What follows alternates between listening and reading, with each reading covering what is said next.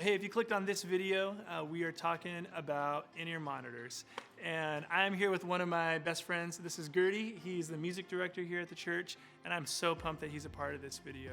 At Canyon Hills, we use the same Aviom system, this system. We use it in middle school, we use it in high school, and we use it in the adult venue.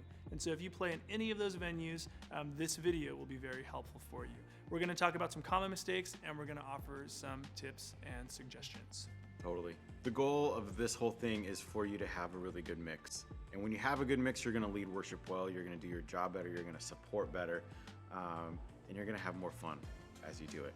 And so a good guideline is you listen to the MP3 of the song on Planning Center, you try to mix to that as far as levels go, and then maybe bump yourself up just a little bit. But again, when we have a really good mix, and we're able to do that with this, you're gonna do your job a whole lot better. All right, you guys, here's where we get to jump into the application of some of this stuff. So we're gonna talk about some common mistakes, but also how to set up a good mix. This is normally how it will look on a Sunday morning when you come in, and a good first off thing to do is just kind of noon out your bass and treble and that enhance. Just by noon, I mean straight up and down. Your master volume could be anywhere from who knows who used it last. So maybe just start it around noon, and that's a good place to start. I always like to start way over here and work your way across, and we'll get to whatever instrument you play as we go across. So, starting over here with drums. You notice they're all the way down. Here's your big master volume. It's really important to be able to hear rhythm and what's going on to support well. So I go about there. Drums are split, and you can adjust that right here. Move stuff from side to side and ear to ear, but I like it split in your ears. That means your left and your right ear are hearing that in stereo. That's great. And I like to put a little bit of reverb on, and that's a good place to start. Your kick drum, very important as well. Somewhere in there, maybe a tiny bit of verb, and you can adjust bass and treble as needed. And I like to keep that right in the middle. Moving on, we have bass guitar, also super important.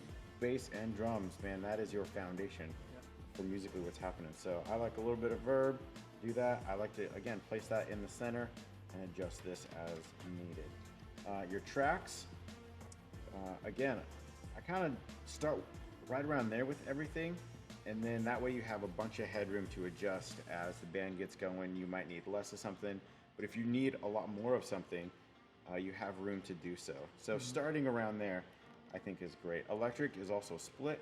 Just jump in here. Yeah, real quick. I just want to jump in. So on tracks, as Gertie just touched on that, just kind of your end goal with tracks, you want to mix those like you would another melodic instrument. And the reason I say that is because we share sonic space with tracks, and so you need to be able to know what they're doing for a couple reasons. One, so you don't trip over them, but then also secondly, so you're able to move with them and the rest of the team as one. That's it. Love that.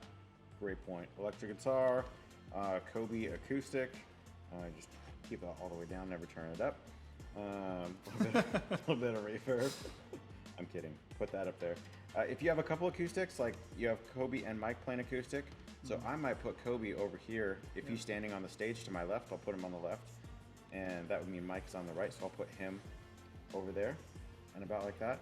Anything to help spread yourself, spread your mix out in your head is really, really going to help you out. The last thing you want to do is get too cluttered in the center of your mix. You lose definition and being able to hear certain things and support well. Sub bass is always great. Turn that sucker up and adjust as normal. And then you have your vocals. So we're getting into here. If you are vocal number one, yeah, maybe a little bit more of yourself. A little bit of reverb is always nice. Place yourself in the center. That's always really good. And then for these other vocalists, it's nice to be able to move them around like left and right. And so if Kobe's over here on my right, or Chelsea's over here on my left, being able to put them there and being able to hear them accordingly, that's really going to help you hear the definition and the parts they're singing and everything else. So really, really important. And real quick, Gertie, you touched on it, but whatever your instrument is, so if you're vocal one or if you're keyboard, whatever your role, I would suggest keeping yourself centered and not panning to one side or the other. Just rule of thumb for me, like I love keeping myself centered and then kind of moving stuff around that. Definitely. Last but not least, super important, the click over here. The never-ending, never-changing click. You can keep that in the center. A lot of people put it to one ear. I'm weird. I like it in the middle. But again, this is your true north. This is the thing that you're going to follow that will never mess up. So have a decent amount of that in your head, and you're going to be great. Last thing is this little ambience thing over here. You turn that on. That either picks up, there's a little ambient mic in here, or if you're in a room, I think all of our rooms have it, where we have crowd mics, so you can hear what's going on in the room and not just being isolated to what you hear in your ears. So the way how to do that, a little trick, you just hold this down, and then you can adjust your volume right here. This is the room mics. So what you hear in the room, being able to hear the crowd, not too much of them, because that'll create this weird wash in your head and you'll lose definition. But I kind of like to start right about there. And then you release that. So I was holding that down as I was adjusting, and then I released that. Yep. And then just two quick notes. On click, as Gertie mentioned, I would say I always recommend keeping that at the front of your mix. So it can sometimes get lost when things get playing really loud and people are slamming away. So keep that up almost to the point of where it hurts, and then back it down just a touch, and you know you're in a good spot. And then I would also just kind of hop on the ambient mic here. Super important to keep that. It keeps your mix from getting stale or from feeling isolated. But just supporting what Gertie said, don't turn it up too much, because if you do, you'll get muddiness, but then you can also hear people like talking and crinkling papers and stuff. So be aware of that. On the click, no reverb. If you put reverb on the click, it sounds awful. Yep. Last thing, wrap all this up. We're just gonna save our mix. So now we built a mix. It's great.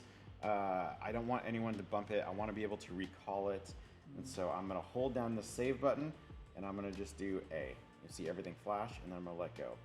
So now all this is saved to A, and I can recall that easy by just down here, this recall group. So I'm gonna recall, and then A, and I'm recalled. So that is it. Make sure to save your mixes. Again, I was just holding save down, hitting A, and then releasing save, and everything's good. That is a great place to start. You'll have to do fine adjustments as you go, but you are in a great position to work well on a Sunday with that. In closing, remember, our goal is to sound good as a team and to be able to lead others effectively in musical worship. And so having a good mix is a key factor in achieving that goal. If you have any questions at all, feel free to email us, worshipacademy@chccbw.org.